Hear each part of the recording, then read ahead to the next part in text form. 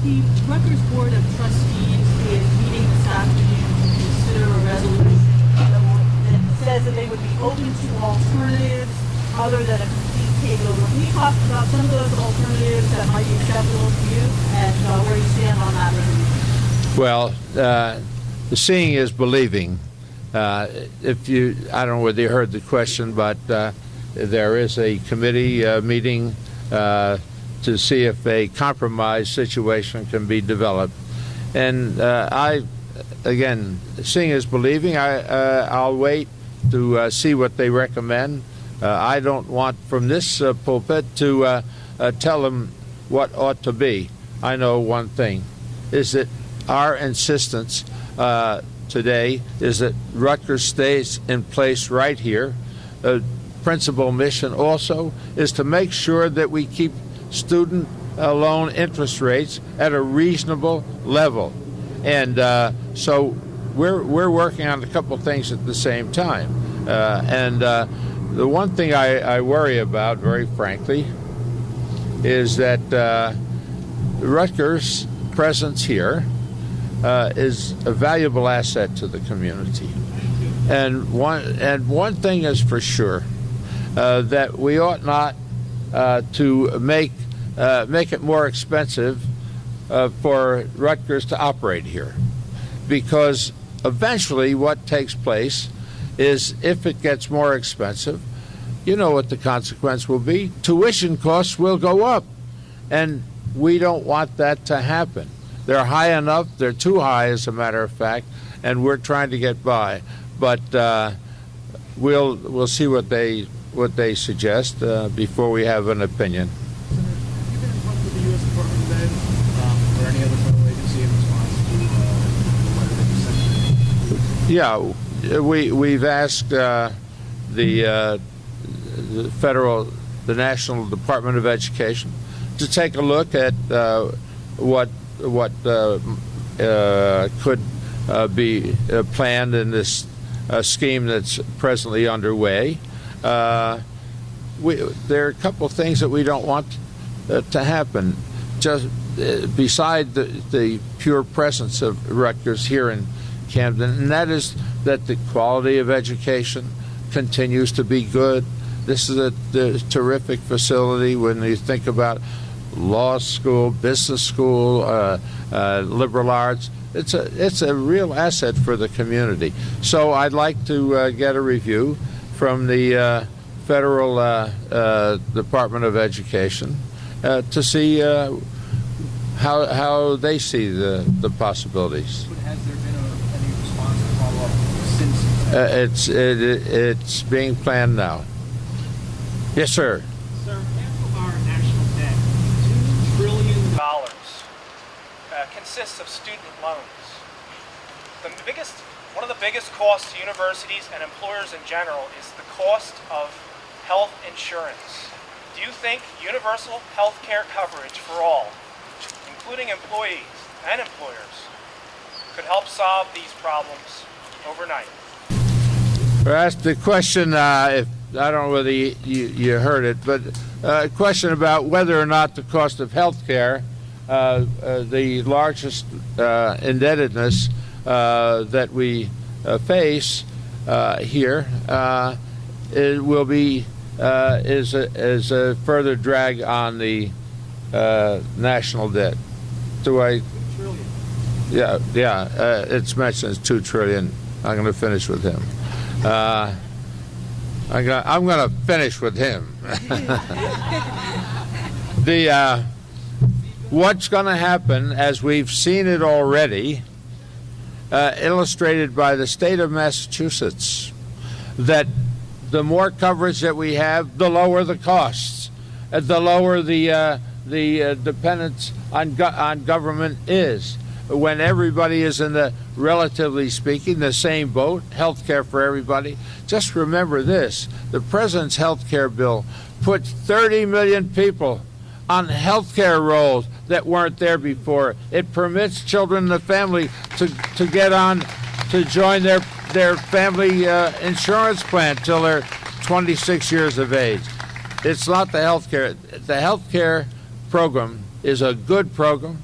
It's going to have a better health result across the country. It's going to make sure that people who have long-term diseases aren't taken off the rolls. It's going to make sure that no one is turned away. So all of those things put into the cost configuration, to me, present a very positive view on the future.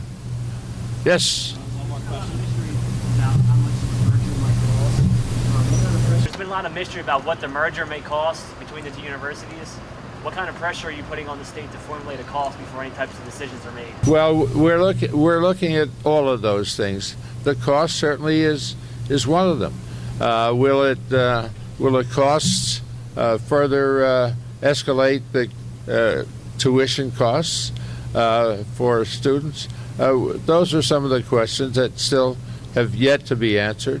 We know that there's a significant amount of indebtedness that would be acquired by Rutgers, and that should not be happening.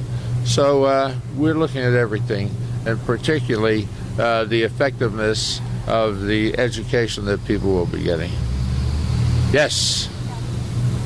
Do you feel that the open letter authored by Senator Sweeney was sort of a shot across the bow, an indication that he might be mounting a primary challenge? And then how do you feel that this merger might play into such a primary challenge again? The question here is about the politics.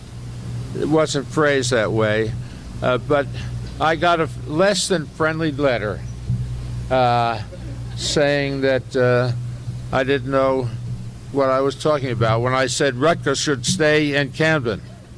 That I didn't know what I was talking about when I said I want to see student costs continue as low as they can be and the interest rates thereon to stay where they are. There were all kinds of insinuation, and it was among the letters that I will leave to posterity. I just can't treasure it enough. Thank you. What's to him back there?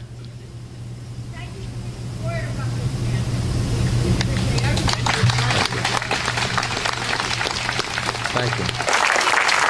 And we count on you in the coming months to stand up for us and resist the elimination of Rutgers as an institution. See, the best thing that happened to me is I grew up poor. My father barely could make a living working in the silk mills at Patterson, like his brother did and their father did. All three died young. My father, 43, my uncle, 52, my grandfather, 56. It was hard going. My mother was a 37-year-old widow. She was left with my little sister when I went overseas. And it gave me an appreciation for the quality of life and what people are about who are up against it on an occasion. And we have to give people encouragement. We have to make sure that when you look at the bigger picture, like housing, like quality teacher pay, we have to make sure that all of these things are there as inducements, as positive indications of what might happen in the future. So with that kind of a background, I come to my job with great respect for the people who work in this country, whether they're clerks, whether they're carpenters, whether they're plumbers, whatever it is. We couldn't function as a society if the people in the middle, people at the low end, couldn't make a living, couldn't hold their heads high, and couldn't make their children proud of what they're doing. That's the way I see my job. I made some money in my business days. Yes, I did. But I'm willing to pay more taxes if it keeps my country strong. That I can tell you. You can't build a house starting with a chimney, and you can't build a society just taking care of the richest among us, and I'm in good shape. That's what I see. People who work for a living deserve the respect and admiration of this country. That's what built the country, and that's what we have to continue to do. Make sure that the middle class can say to their kids, there's a chance for you out there, and we're going to be able to ensure it with an education, with an opportunity to have good health, to have an opportunity to walk the streets without violence. Those are the things we have to make available for all of our young people. And so that's my mission. And though I'm not among the youngest, perhaps you noticed that, but that's the core of my belief. And that's why I look at things that protect kids. When I came home, I told my children, 4 of them, that I was going to write a law to raise the drinking age. 2 of my kids were in college. They said, Dad, you just want to kill fun? I said, no. But in New Jersey, our drinking age was 21. New York State was 18. And we had in that part of the state a blood border with accidents happening as kids came back from partying. We saved 1,000 kids a year from dying on the highways. It was worth the effort. And so that's my orientation, to try to do the right thing about our children, make sure the environment is suitable so the fish don't disappear and the trees don't fall and all of those terrible things with global warming. So that's the way I see my job. That's what keeps me looking so childish, as looking so young. That's what my wife says. You're a juvenile. Yes. George Norcross and UMDMJ. I mean, he's been terrorizing our city for decades now. You've experienced a little bit. And we need that tyrant out of our city. He's been caught on tape threatening our elected officials. Threatening elected officials. And this gentleman, now that Rutgers has felt our enemy, he's been enemy of Canada for decades, and now he's imposed on Rutgers. We want to know what you're doing about the FBI investigation on George. Well, that's not really in my department. I can share with you the fact that I like everything to be straight, transparent, above board. Look at it, see it, know what it is. That's where I go. And other departments of government will do their duty, I promise you, as well. Senator, thanks for coming. I graduated from Rutgers many years ago. And at the time, I had a choice. I could go to Rutgers, which I considered a top-tier university, or I could have applied to what was then Glassboro State College. And I chose Rutgers. And I believe that is arrogant. It is an affront to the students, to the people who graduated from Rutgers, to the students who are here now, and to those who would want to attend Rutgers University, for these arrogant oligarchs and power brokers to impose on the people of Rutgers, the students of Rutgers, and the alumni of Rutgers, this unwarranted, unwanted merger. So thanks for coming down, and thanks for being on our side.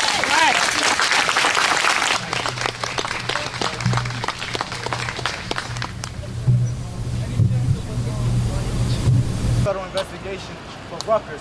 Could you consider doing the same thing for our schools, for what's happening in the city of Camden?